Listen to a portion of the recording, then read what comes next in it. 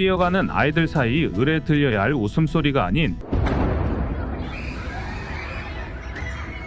끔찍한 비명이 울려 퍼집니다. 지난 29일 러시아가 개전 이래 최대 규모의 폭격을 키이우, 리비아, 흐멜리츠키 등지에 퍼부으며 도시를 쑥대밭으로 만들었습니다. 우크라이나 전역에는 공습경보가 발령되었고 민간이 주거지역 한복판에 격추된 미사일 잔해가 떨어지는 아찔한 상황이 펼쳐지기도 했습니다.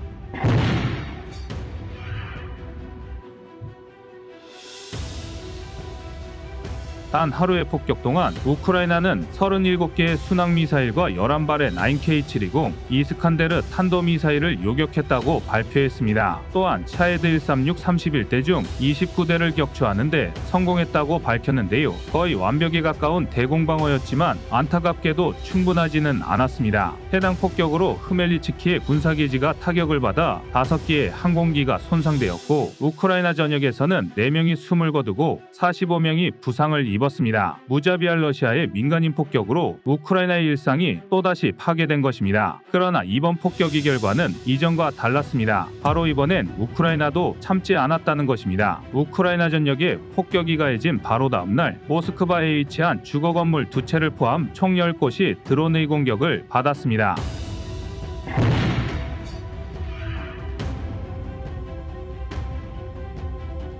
개전 이래 최초로 러시아의 수도가 직접적인 공격의 대상이 되었다는 건 상당히 의미심장한 일이었는데요. 대규모 폭격도 아니었고 사실상 인명피해도 전무했지만 해당 공습이 러시아 엘리트층 주거지역에 가해진 만큼 전쟁의 불안감을 조성하는 데는 상당히 효과적이었습니다. 실제로 푸틴은 이례적으로 우크라이나의 모스크바 공격을 테러 행위로 규정짓고 맹비난했습니다. 지금까지 푸틴과 러시아 수뇌부가 얼마나 많은 우크라이나 민간인을 공격했는지 떠올린다면 질릴 정도로 뻔뻔한 행동인데요. 과연 전쟁이 그들의 안방까지 들어찼을 때 러시아 국민들이 여전히 푸틴의 만용을 외면할 수 있을지는 시간이 증명할 것입니다.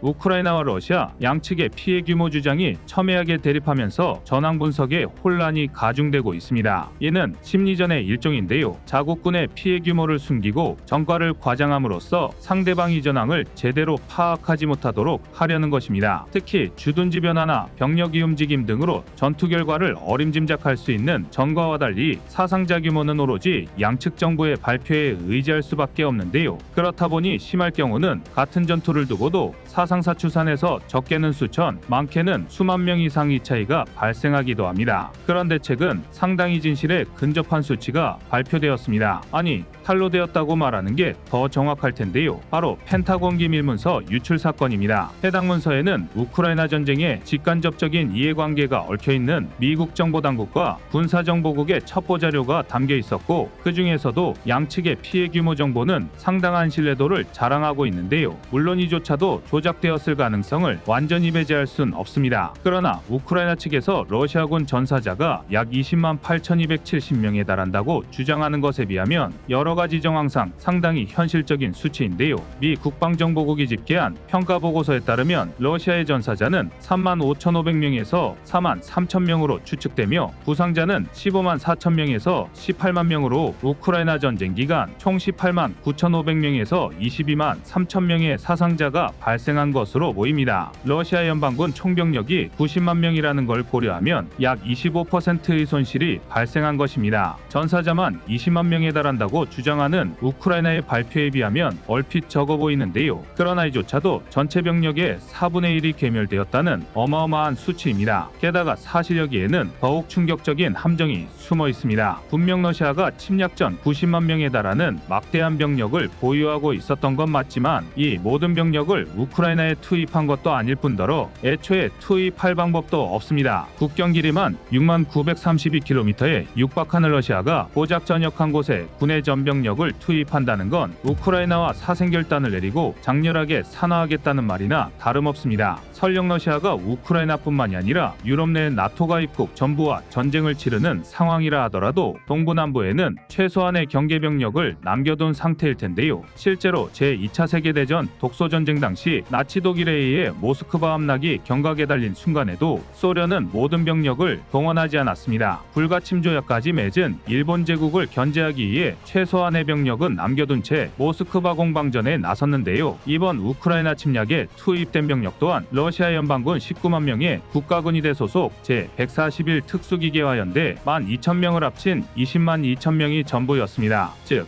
수치상으로는 공식적으로 투입된 모든 병력이 전사 또는 부상으로 전선을 이탈했다 봐도 무방한데요. 다만 여기에 도네츠크 루안스크를 강제합병하며 차출한 인민민병대 바그너 그룹 등의 PMC 그리고 지난 2022년 부분 동원령으로 투입한 30만 명의 징집병이 추가되었음을 고려해야 합니다. 그리고 이를 합산하면 약 53만 명의 병력이 우크라이나에 투입되었고 이 중 42%가 이미 전선을 이탈한 상태임을 추측할 수 있는데요. 이러니 러시아군의 병력 부족 문제가 심각한 상태일 것이라는 군사 전문가들의 분석이 나올 수밖에 없는 것입니다. 심지어 전투부대와 비전투부대 간의 비율을 의미하는 이빨꼬리 비율 일명 T3R에 따르면 현대의 군사 조직은 전체 병력의 약 절반만이 직접적으로 전투에 참여하는 전투부대고 나머지는 지휘 통제, 전투 지원, 전투 근무 지원, 교육 훈련 등을 담당하는 본부 및 행정, 군수 지원의 비전투부대입니다. 아무리 러시아가 보급을 등한시하고 제2차 세계대전 수준의 구식 체계로 부대를 운영 중이라 하더라도 일단 군의 조직 형태가 미군식 모듈화 보병여단 형태를 띠고 있는 이상 T3R 비율이 60%를 넘기는 힘듭니다. 즉 다시 말해 현재 우크라이나 전선에 잔존 중인 러시아군 중 전투병력은 기껏해야 18만 명에서 20만 명에 불과합니다. 그나마 비전투부대라 하더라도 소총을 쥐어주고 전선을 향해 돌격시키는 방법을 선택할 수도 있겠지만 그렇게 무식한 방법으로 병사들을 갈아넣은 바흐무트가 1대5라는 말도 안 되는 교환비를 보였다는 걸 생각하면 썩 효과적인 전술은 아닙니다. 우크라이나 병사 1명을 전선에서 이탈시키기 위해 자국 병사 5명을 희생해야 한다면 도저히 수지타산에 맞지 않는 일인데요. 더군다나 지휘 통제, 군수 관련 인원들을 차출해 가기 시작한다면 결국은 언발에 오줌을 누는 꼴이나 다를 게 없습니다. 물론 우크라이나군 또한 만만치 않은 손해를 입기는 했습니다. 미 정보당국이 수집한 정보에 따르면 우크라이나 측 전사자는 15,500명에서 17,500명, 부상자 10만 9천명에서 11만 3,500명으로 총 12만 4,500명에서 13만 1,000명의 사상자가 발생했습니다. 다만 우크라이나는 러시아와 반대로 자국 영토가 전장으로 쓰이고 있는 극한의 상황인 만큼 벨라루스 등지의 경계병력 일부를 제외한 20만 9천 명에 달하는 정규군 거의 전부가 전투에 투입되었다고 봐야 하는데요. 그리고 여기에 18세에서 60세 남성을 징집하면서 예비군 약 90만 명이 더해졌고 중군사 조직 10만여 명을 합해 대략 120만 명이 전선에 투입된 것으로 보입니다. 정리하자면 현재 약 89%의 병력이 잔존해 있는 셈입니다. 여기서 대부분의 병력이 동원된 예비군 인점이나 서방에서 지원된 장비를 훈련받기 위해 일부 인원이 차출되었다는 점을 고려해야 하는데요. 이를 바탕으로 전투부대 T3R 비율을 절반 이하인 40%로 가정하면 약 43만 명의 전투병력이 남았음을 추산해 볼 수 있습니다. 병력에서부터 이미 2배 이상 차이가 발생하고 있는 건데요. 분명히 우크라이나도 만만치 않은 피해를 본 건 사실이지만 아직은 물량에서 러시아를 압도하고 있는 상황입니다. 게다가 지금 언급드린 건 단순한 병력의 머릿수 격차지만 러시아가 전차 2048대와 APC 3900대를 잃는 동안 우크라이나는 전차 468대와 장갑차 1020대를 잃었습니다. 아무리 초기 보유량과 투입 물량 간의 격차가 있었다 하더라도 이 정도 교환비라면 러시아군 입장에서는 대부분의 기계화 장비를 손실한 셈입니다. 오죽하면 러시아군이 박물관에 박혀있던 T-54, T-55나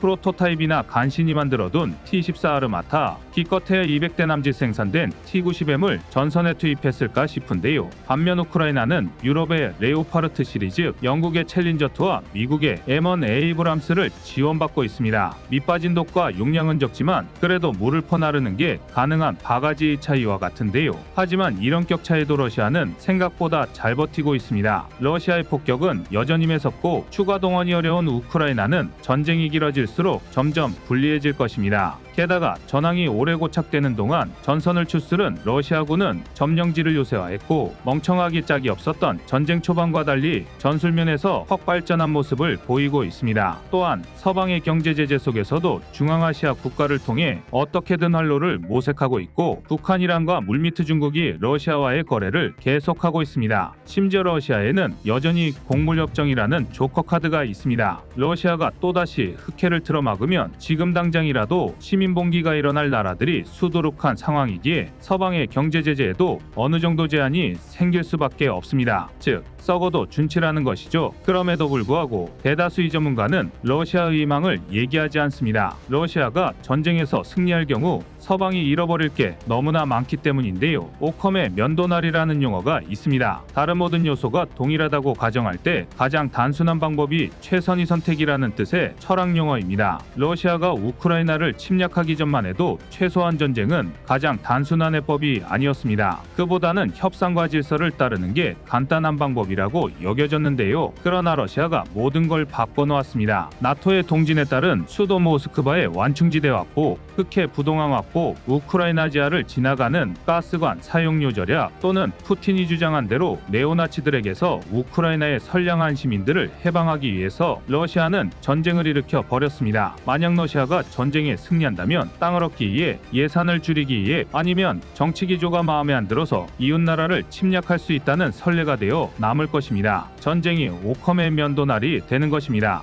그야말로 대야만의 시대가 도래할 텐데요. 다행히 우크라이나의 대공세는 이제 시작되었고 장비와 병력이 모두 부족한 러시아군이 이를 아무 피해 없이 막아낼 가능성은 희박합니다. 비록 우크라이나의 대공세가 전쟁을 끝낼 수는 없을지라도 느리지만 확실히 러시아를 향한 종말 선언이 되길 바라겠습니다. 이상 꺼리튜브였습니다. Я йду знищувати! Готівники можуть поставити. Нехай рука моя буде твердою! Нехай око моє буде ясним! Нехай зброя моя буде справною! Нехай воля моя буде сталь! Україно! Рідна земля мати! Господь, Отець наш Небесний! Благословіть! Наш рішучий наступ! Нашу священну помсту! Нашу святу перемогу! 안녕하세요, 꺼리투브입니다. 그동안 보내주신 사랑과 응원으로 1편 출간에 이어 이번에 꺼리투브의 새로운 신작 세상에 밝혀지지 않은 현대무기 비하를 출간했습니다. 내용이 어려워 쉽게 다가서지 못했던 군사무기 이야기를 남녀노소 누구나 편하게 이해할 수 있도록 모아봤는데요. 그 누구도 알 수 없던 현대무기 비하의 숨겨진 이야기를 이제 온라인 서점이나 가까운 서점에서 만나볼 수 있습니다. 또 전문적인 군사무기 이야기를 알고 싶다면 꺼리투브 1편인 대한민국 육해공 군사무기도 준비되어 있습니다.